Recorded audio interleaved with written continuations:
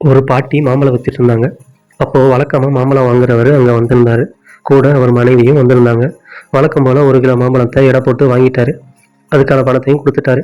பணத்த குடுத்ததுக்கப்புறம் அவர் வாங்குன பழங்கள்ல இருந்து ஒரு மாம்பழத்த எடுத்து, அந்த பாட்டிகிட்ட இருந்து ஒரு கத்திய வாங்கி, அத வெட்டி ஒரு சின்ன துண்டு பழத்த சாப்பிட்டு பார்த்தாரு. "என்ன பாட்டி இந்த பழம் ரொம்ப புளிப்பா இருக்குன்னு" சொன்னாரு. "என்னப்பா சொல்ற? எல்லா பழமும் நல்லா இனிப்பா தானே இருக்கும்" அப்படின்னு அந்த பாட்டி சொல்ல, "வேணும்னா நீங்களே சாப்பிட்டு பாருங்க" அப்படின்னு அவர் சொல்ல, அந்த பாட்டியும் அந்த மாம்பழத்த வாங்கி சாப்பிட்டு பார்த்தாங்க. "இல்லையேப்பா இந்த பழம் இனிப்பா தானே இருக்கு" அப்படின்னு அந்த பாட்டி சொல்ல, மிச்சம் இருக்கிற மாம்பழத்த எடுத்துட்டு எதுவும் பேசாம கிளம்பிட்டாரு. வீட்டுக்கு வந்த உடனே அவரோட மனைவி அவர்கிட்ட, "ஏங்க அந்த பாட்டி விக்கிற மாம்பழங்கள் எல்லாமே நல்லா தானே இருக்கு. அப்புறம் ஏன் தினமும் ஏதாவது குறை சொல்லிட்டே இருக்கீங்க" அப்படின்னு கேட்டாங்க. உடனே அவர் சிரிச்சுட்டே, "அந்த பாட்டி நல்ல இனிப்பான மாம்பழங்கள தான் விக்கிறாங்க. ஆனா தனக்குன்னு ஒரு மாம்பழத்த கூட அவங்க சாப்பிடுறதில்ல. நான் ஏதாவது குறை சொல்லி குடுக்கறதுனால அவங்க தினமும் ஒரு மாம்பழத்த சாப்பிடுறாங்க" அப்படின்னு சொன்னாரு. இத தினமும் பார்த்துட்டு இருந்த பக்கத்து கடைக்காரரு அந்த பாட்டிகிட்ட வந்து, "அந்த ஆளு தான் உன்கிட்ட வாங்குற மாம்பழங்கள்ல ஏதாவது குறை சொல்லிக்கிட்டே இருக்கான்ல. இருந்தாலும் நீ ஏன் அந்த ஆளுக்கு எடை அதிகமா மாம்பழங்கள குடுக்குற?"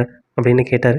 உடனே அந்த பாட்டி சிரிச்சுட்டே, "என்ன தினமும் ஒரு மாம்பழம் சாப்பிட வைக்கிறதுக்காகவே ஏதாவது குறை சொல்லி கொடுத்து மாம்பழத்த சாப்பிட வைக்கிறான். இது எனக்கு தெரியாதுன்னு வேற நினைச்சிட்டு இருக்கான்.